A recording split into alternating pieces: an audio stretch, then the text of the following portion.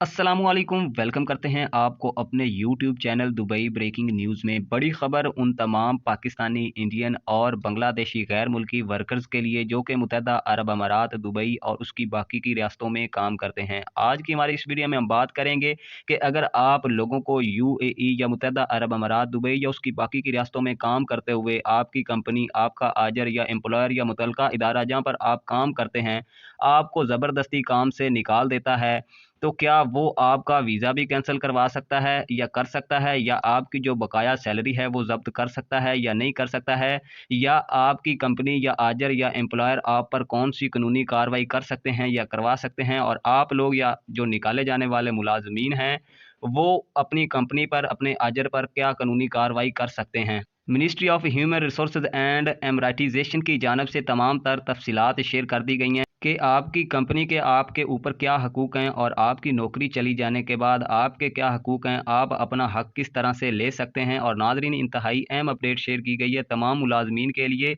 और ये बहुत ज़्यादा फ़ायदेमंद भी है आप लोगों के लिए। कोई कंपनी या आजर अब आपको तंग नहीं कर सकेगा। नाज़रीन, इसमें 2 चीज़ें हैं। नंबर 1, आपकी कंपनी, आपका आजर या एम्प्लॉयर बगैर नोटिस के आपको नौकरी से निकाले, और नंबर 2, नोटिस देकर अगर आपको नौकरी से निकाला जाए, तो दोनों सूरतों में ही आप लोग अपनी कंपनी पर, अपने आजर पर या एम्प्लॉयर पर केस कर सकते हैं ministry of human resources and emiratisation में। और 80% चांसेस यही हैं कि अगर आप गलत भी होंगे तब भी आपकी बात को, आपकी कंपनी की बात पर तरजीह दी जाएगी। तो बात करते हैं नंबर 1, अगर आपका आजर, आपकी कंपनी आपको ठीक काम ना करने की वजह से तहरीरी नोटिस देता है, वार्निंग देता है। ज़बानी वार्निंग या नोटिस की कोई वैल्यू नहीं है। अगर नोटिस या वार्निंग तहरीरी है और उसके बाद भी आप अपना काम ठीक तरीके से नहीं करते हैं, अपनी ड्यूटीज़ जो हैं वो सही तरीके से अंजाम नहीं देते हैं, तो आपका आजर या आपकी जो कंपनी है आपको नौकरी से भी निकाल सकते हैं, आपका वीज़ा भी कैंसिल करवा सकते हैं। लेकिन इसके बदले में सबसे पहले उन लोगों को आपकी जो बकाया सैलरी है वो देनी होगी, और आपको एयर टिकट, आपकी वापसी की टिकट के जो पैसे हैं वो भी आपकी कंपनी या आपका आजर अदा करेगा।